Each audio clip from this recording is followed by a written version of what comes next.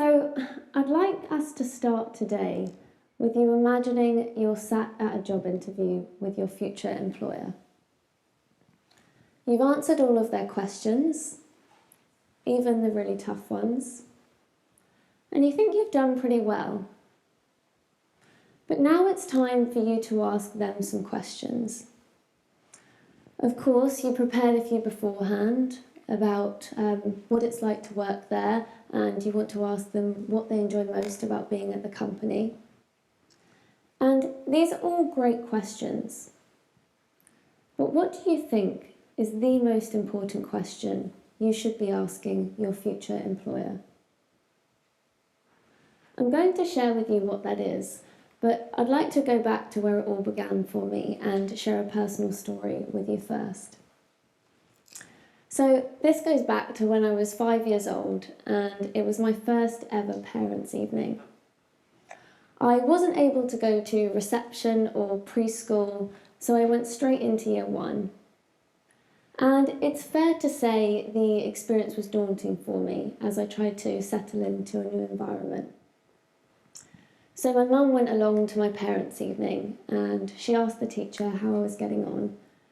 And the teacher said that she thought that I was lazy. And my mum replied, "Lazy? But Megan comes home after school and she gets her books out and she tries to learn. I don't think that's the sign of a lazy child." The teacher realised that her comments weren't appropriate. So when my mum came home, I was waiting by the door and I asked her how I did. And she put on a brave face for me and she said, "You did really well. Things are going great." And I thought, something doesn't add up here. And I said, "But Mum, I'm in the square group." Obviously, in my mind, this square group wasn't a great place to be. Now, this was my first experience of learning. And what's interesting about this experience is my expectations didn't meet my reality. What underpinned this experience was a feeling of shame for being put into the square group and a feeling that I wasn't accepted. And what's really interesting is that I turned up to learn and that I was put into the square group. My expectations didn't meet my reality. And when we apply this to the workplace, we see this all the time. Expectations versus reality. We all start out with hopes and dreams. We contemplate who and what we want to be when we grow up. We're excited to go out into the world and make our mark. Yet, for many of us, somewhere along the line, our experiences in the workplace can stifle our confidence, our creativity, and even our sense of purpose. For many of us, our workplace has a huge impact on our health and well-being. And while traditionally job seekers have focused on things like pay, working hours, and career development, these things can only keep us in a job for so long if the working conditions aren't right and if our well-being suffers. And there's extensive research to show this. In 2019 to 20, work-related stress, depression, and anxiety accounted for 55% of work-related ill health. Now, I'm not here to frighten you about starting your first job, but really I'd like to empower you. As the new generation entering the workplace, you have an opportunity to shape what the future of the workplace looks like and to choose to work for an employer that puts their people first. So how do you know what this looks like? Well, I'd like you to take a moment to just think about what a positive working environment feels like to you. You might be thinking, somewhere I can make a difference, somewhere I can be myself, somewhere that I can learn and develop. And these are all perfectly reasonable asks. In fact, they're foundational to our sense of well-being. I've co-founded a company called Libratum, and I've been very fortunate in my career to spend a lot of time researching and analysing what makes us well as individuals and what makes us well in the workplace.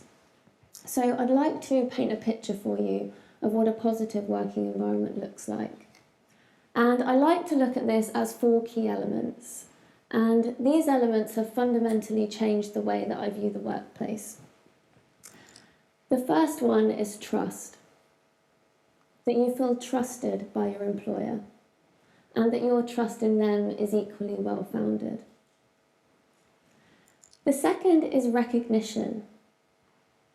That we feel valued and recognised for who we are and what we do.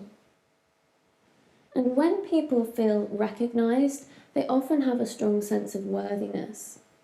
And this really leads us to believe and encourages us that we can achieve great things.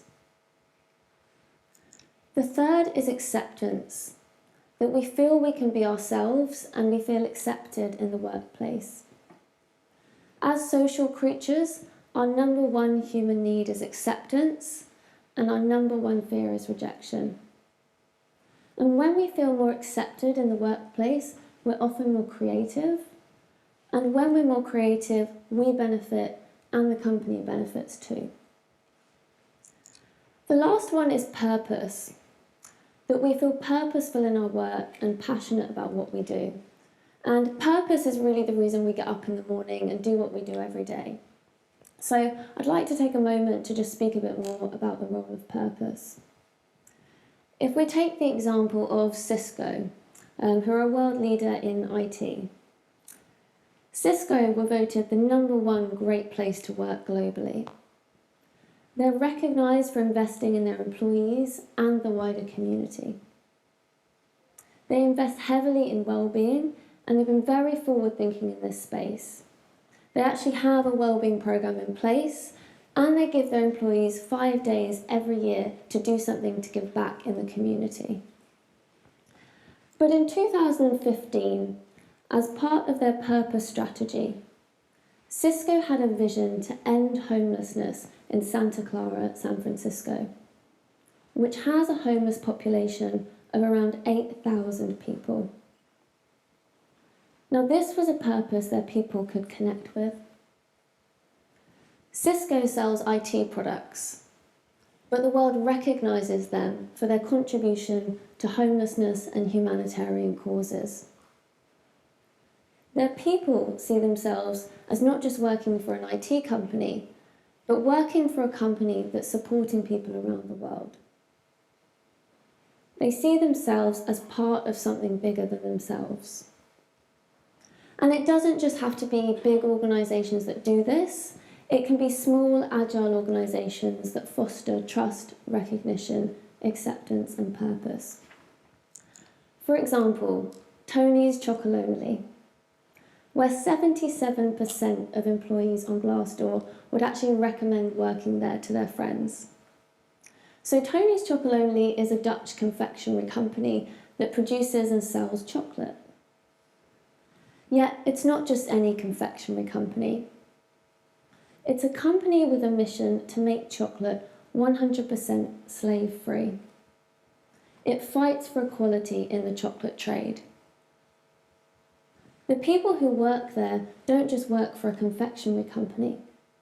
They work for a company that's fighting for equality and trying to make chocolate 100% slave-free. And I have to vouch for it, it also tastes really good.